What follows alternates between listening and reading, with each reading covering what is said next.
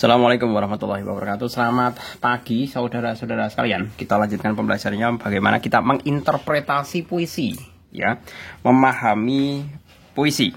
Masih di bab yang ke-6 yaitu bebas berekspresi melalui puisi. Kita baca terlebih dahulu mengenai puisinya. Kegiatan individu halaman 150. Janda penjual sayur Imogiri Yogya.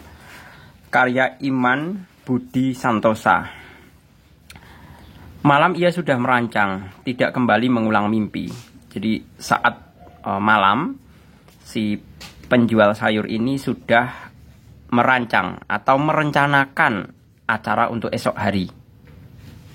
Jadi karena esok hari itu kan sesuatu hal yang belum terjadi, makanya di sini menggunakan kata apa? Kembali mengulang mimpi. Merancang tidak kembali mengulang mimpi. Kalau mimpi itu kan yang sudah berlalu atau kemarin. Nah, dia akan merencanakan untuk rencana kegiatan keesokan harinya. Pada stang bau seledri, kabur membawa subuh. Dia berangkat di pagi buta dengan menggunakan sepeda, ya, yang bau seledri. Mungkin barang dagangannya adalah seledri. Di atas sepeda. Oh, ternyata di sini diungkapkan langsung di atas sepeda, ya. Bagai sekeranjang bayam dan habis kecantikannya terbeli bintang pagi. Maksudnya apa? Dia berangkat pagi buta dengan rapi mungkin, ya, walaupun dalam keadaan sederhana atau bahkan kekurangan, tapi dia tetap mengusahakan berpenampilan yang baik. Nah, ternyata sesampainya di pagi hari, ya, sesampainya kemungkinan besar setelah sesampainya di pasar, ya, itu kecantikannya atau dandanannya, ya, atau penampilannya sudah kembali lusut seperti atau sudah kembali kusut lagi. Nah, kita bisa membayangkan perjalanan Imogiri Yogya. Kalian bisa googling, ya, jarak antara Imogiri Yogya itu sekitar berapa kilometer. Kurang lebih, ya, 30 kilo lah. Ya, kurang lebih 30 antara 25 lah. Cuman Yogyanya itu kan tergantung Yogya mana, seperti itu. Kalian bisa googling aja, bukan googling, ya, Google, bisa pakai Gmap Imogiri Yogya. Jaraknya berapa? Kemudian kamu bayangkan seseorang wanita yang tadinya berpenampilan rapi, kemudian naik sepeda menyusuri sepanjang jalan antara Imogiri dan sampai dengan Jogja. Itu kan mestinya kemudian penampilannya sesampainya di pasar itu kan pasti berantakan. Seperti itu, dan tidak rapih kembali. Itu maksud dari kalimat ini. Kemudian tapi ia mendengar bisik tetangga dan percaya perempuan bisa jadi bapak anak-anaknya.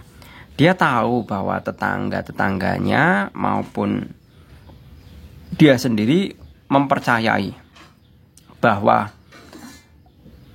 seorang ibu itu bisa berperan juga sebagai anaknya. Nah, dari kalimat ini kita bisa mengatakan bahwa beliau ini atau janda penjual sayur ini adalah seorang single parent, ya, mungkin suaminya sudah tidak ada.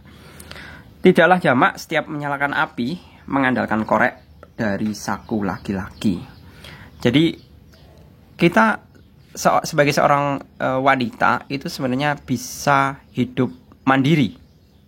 Di sini kan dikatakan setiap menyalakan api mengandalkan korek dari saku laki-laki. Tidaklah. Jadi sebagai seorang perempuan tidak perlu terlalu menggantungkan diri kepada laki-laki.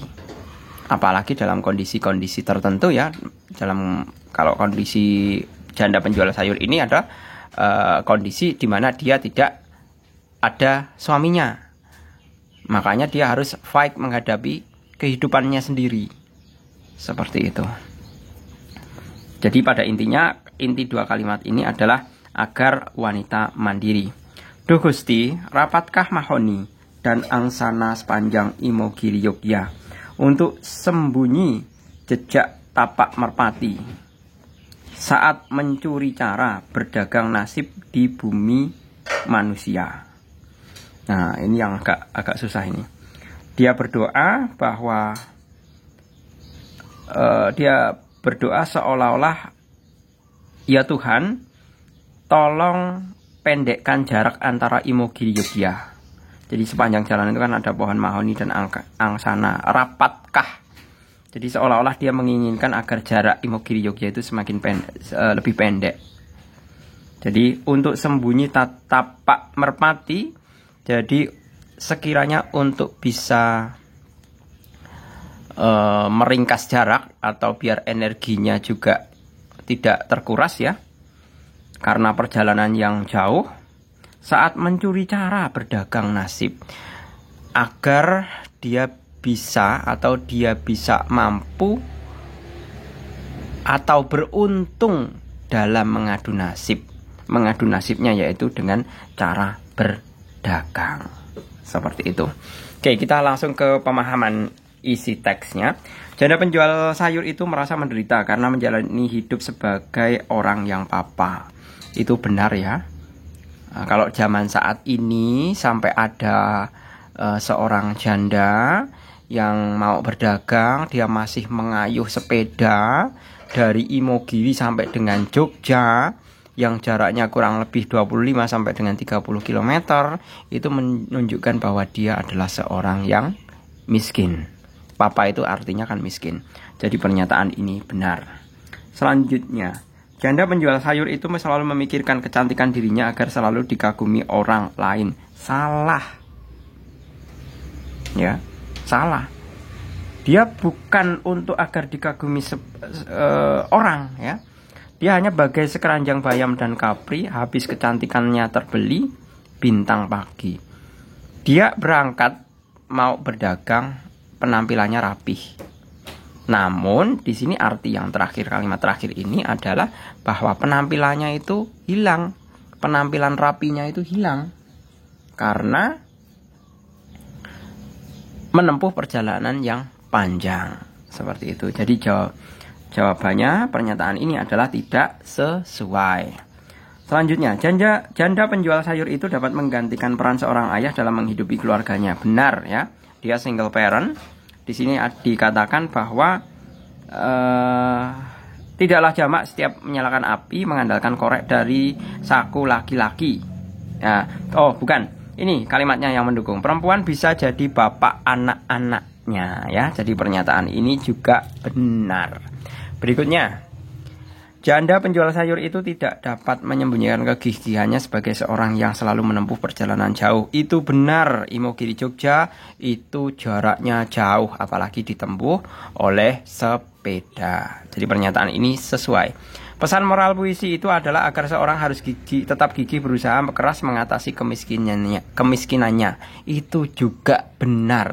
Walaupun miskin, seorang janda tadi berdagang menempuh perjalanan jauh dari Imogiri sampai dengan Jogja. Jadi pernyataan ini juga sesuai. Oke, gitu ya. Saya rasa cukup. Semoga bermanfaat. Terima kasih. Selamat pagi. Assalamualaikum warahmatullahi wabarakatuh.